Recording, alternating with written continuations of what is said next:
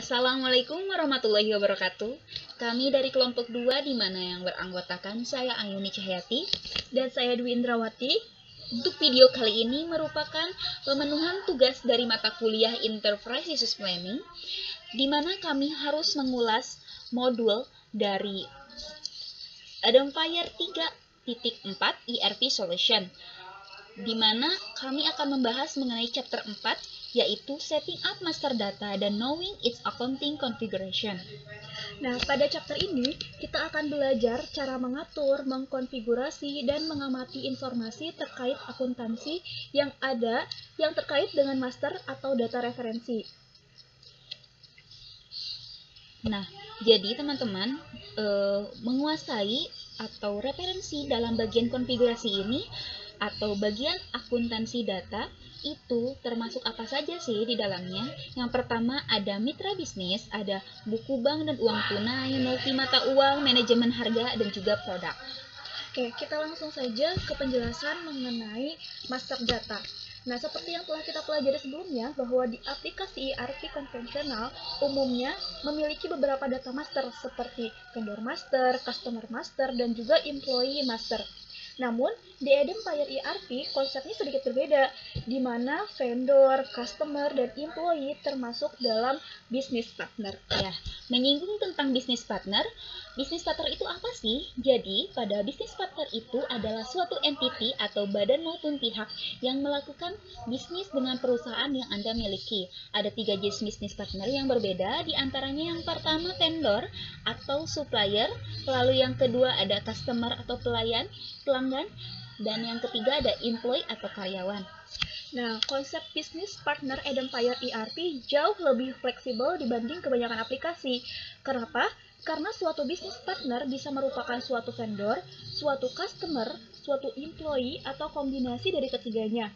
Pendekatan ini juga memudahkan kendali akses untuk fungsionalitas self-service dan mengizinkan analisa regional dan optimasi pengiriman. Nah, jadi untuk suatu business partner mempunyai satu atau lebih lokasi dan satu atau lebih kontak. Jadi, yang dapat secara opsional dihubungkan untuk suatu lokasi. Kontak dapat mempunyai atau yang disebut dengan interest area.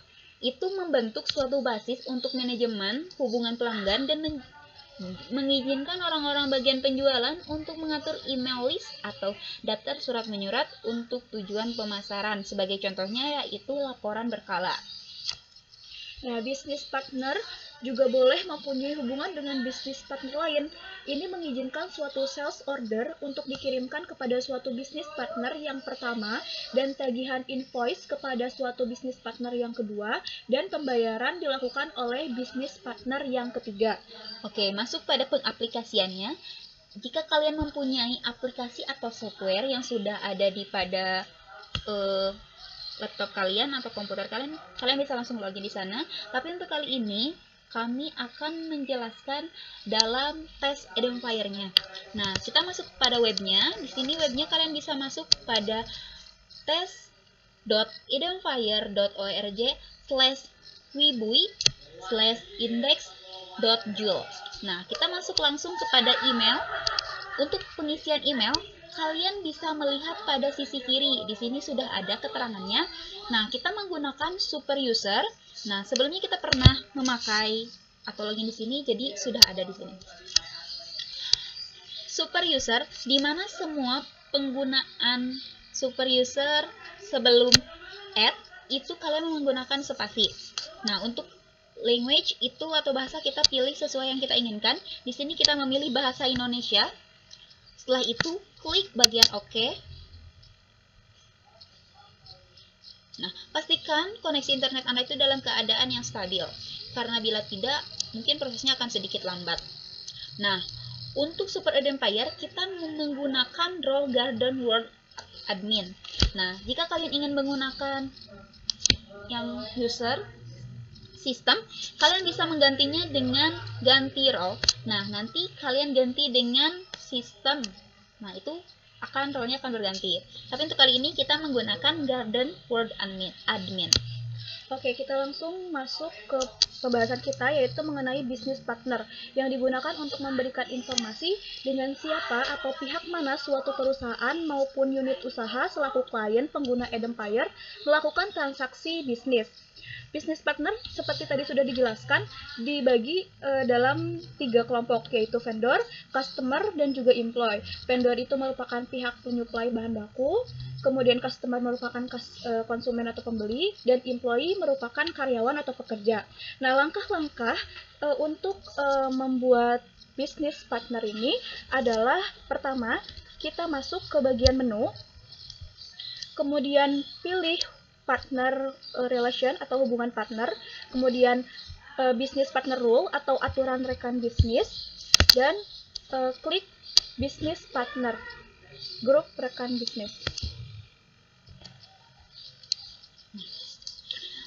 Pada bagian klien, kita menggunakan garden word yang seperti tadi saya jelaskan. Lalu untuk organisasi kita pilih HK. Nah, untuk kode ini merupakan kunci pencarian untuk catatan dalam format yang diperlukan.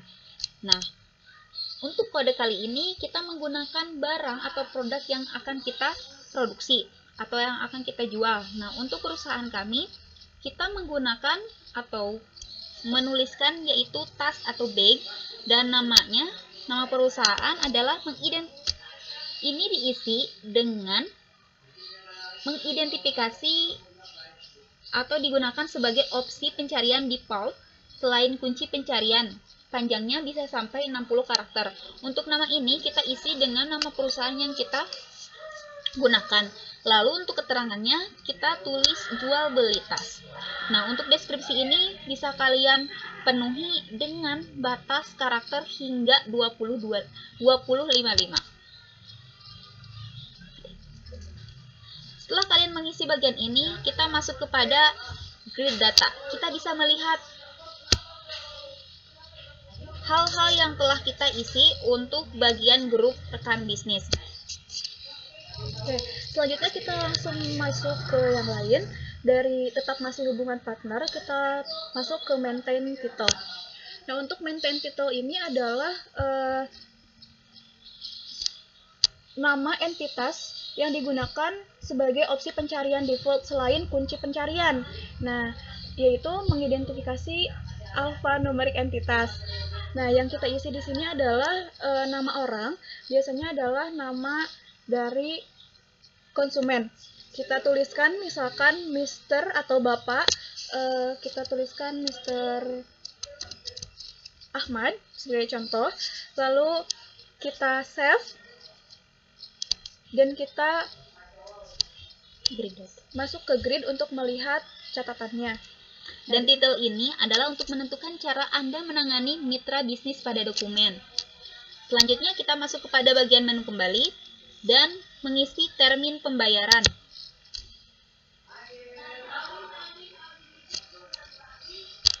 Nah, untuk kode, kita masukkan kode 2%, 10, net 30. Keterangannya itu adalah kalau misalkan Anda membayar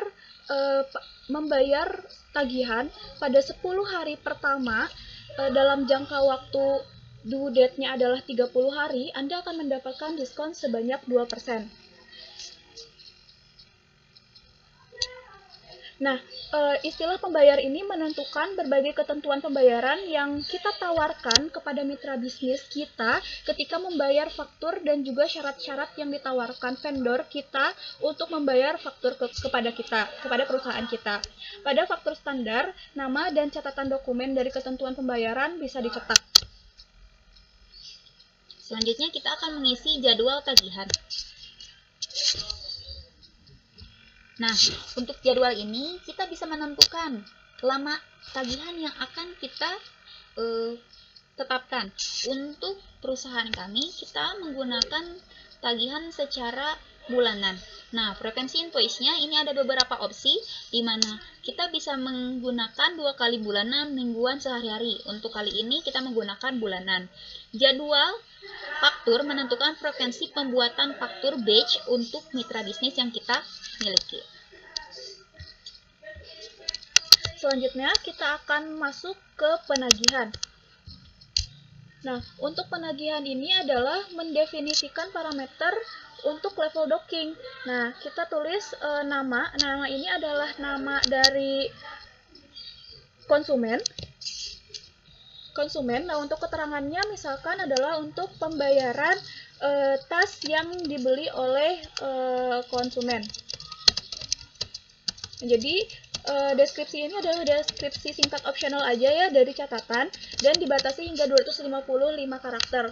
Jadi bisa tidak diisi tapi akan lebih baik diisi untuk mengetahui secara jelasnya kepentingannya itu apa. Selanjutnya kita mengisi mengenai rekan bisnis.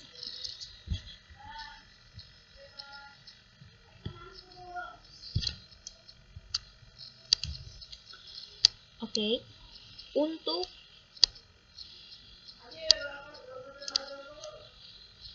rekan bisnis ini mendefinisikan entitas yang dengannya organisasi melakukan transaksi.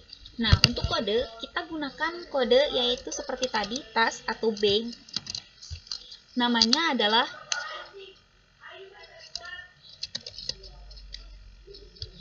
nama kedua yaitu boleh diisi, boleh tidak, karena ini adalah opsional dan keterangannya bisa digunakan sesuai dengan kebutuhan.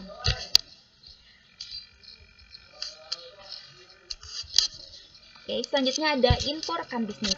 Jadi teman-teman, untuk aturan rekan bisnis, di mana ada tanda plus seperti ini, kalian bisa mengisi dengan sesuai sistem perusahaan yang kalian inginkan. Nah, untuk info rekan bisnis, yaitu seperti namanya, yaitu informasi mengenai rekan-rekan bisnis kita, yaitu baik vendor maupun konsumen yang secara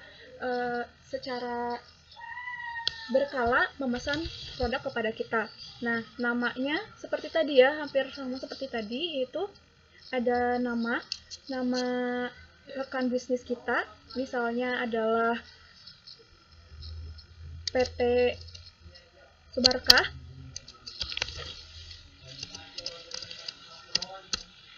Kemudian kodenya sama, misalkan tas, atau kalau misalkan vendor bisa saja adalah kode barang atau bahan baku yang kita gunakan untuk membuat tas itu. Terus namanya bisa ditulis PT Subarkah lagi, kemudian keterangannya sesuai dengan keterangan mitra bisnis yang kita lakukan dengan PT Subarkah. Nah, ini juga bisa digunakan untuk seleksi rekan bisnis atau mitra bisnis. Oke. Nah, setelah kita melakukan pengisian untuk hubungan partner atau mengisi aturan rekan bisnis, selanjutnya yang akan kita isi adalah mengenai manajemen material. Jadi itu berdasarkan aliran material atau aliran produk. Makanya di sini ada jenis lokasi, ada gudang, ada organisasi gudang, ada kategori produk dan sebagainya. Kita langsung masuk ke bagian gudang dan lokasi. Nah, gudang ini mendefinisikan setiap gudang yang digunakan untuk menyimpan produk. Jika gudang sumber dipilih, semua pengisian ulang produk dari gudang itu, dan jika kita menggunakan algoritma pengisian ulang custom, kita perlu menentukan kelas yang digunakan per gudang. Nah, misalkan kita gunakan kodenya adalah fertilizer. Nah, namanya kita gunakan fertilizer transit atau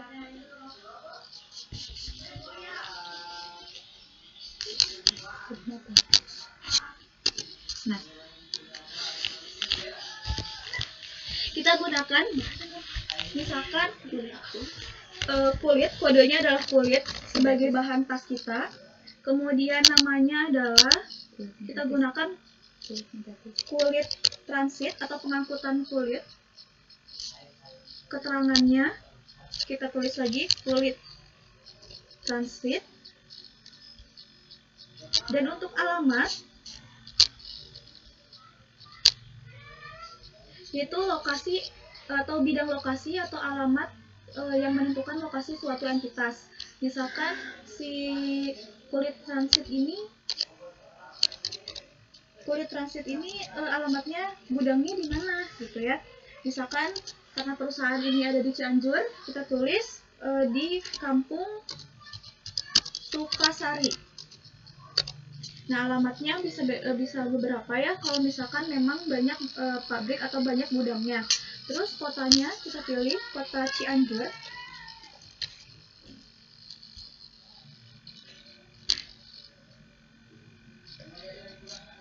State-nya adalah RI. Negara.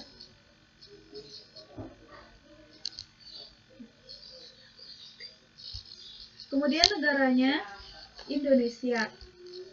Ini tergantung perusahaan kita ya, tergantung perusahaan kita, gudang-gudang di perusahaan kita itu ada di mana aja kayak gitu. Kalau misalkan mau ditambah peta, boleh pilih peta, atau rute, boleh pilih rute. Tapi kita langsung aja, oke. Oke, kita sudah menjelaskan alamat dari tempat gudangnya. Kemudian ada elemen pemisah. Nah, elemen pemisah atau separator ini mendefinisikan pembatas yang dicetak di antara elemen-elemen struktur. Oke, kita langsung menyimpan. Yang kita bisa lihat di grid data seperti ini tampilan yang akan dimunculkan pada sistem. Seperti itu. Bila ada tambahan atau hal yang perlu ditambahkan, ini bisa diisi kembali. Nah, selanjutnya untuk manajemen material, kita masuk ke kategori produk. Nah, untuk kategori produk ini mendefinisikan pengelompokan produk yang unik. Kategori produk dapat digunakan dalam membangun daftar harga. Jadi misalkan kan kalau produk itu berbeda-beda ya, ada tas itu ada berbeda-beda, ada tas jenis A, tas jenis B, dan tas macam-macam. Nah, maka kita akan melakukan pembagian kategori produk. Nah, kodenya itu misalkan bag, tote bag order, misalkan tote bag order.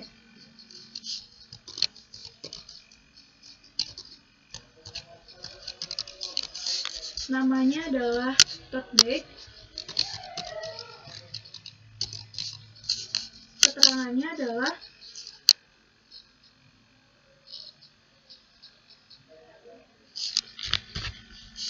bahwa kode ini digunakan apabila ada yang memesan tote bag.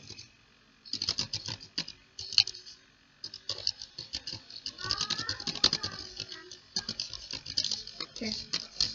Kalau sudah itu di save, baru nanti dilihat di grid-nya seperti biasa untuk memastikan. Mungkin ada yang terlewat. Nanti kalian isi semuanya ya, karena ini adalah contoh saja, memperkenalkan. Jadi kami percepat untuk waktu. Nah, kita langsung karena ini tentang akunting juga, jadi kita langsung ke daftar harga.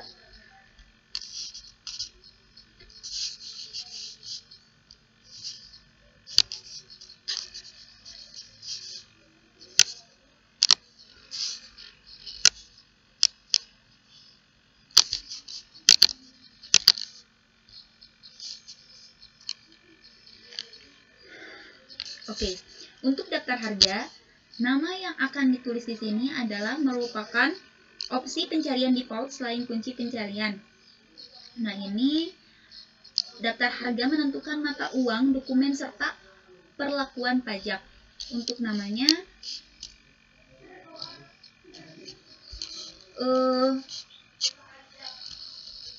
ekspor. Nah, keterangannya itu adalah ekspor bag in Indonesia.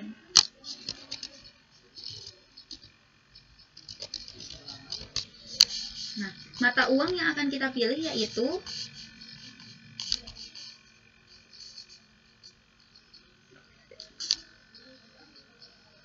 kita cari rupiah.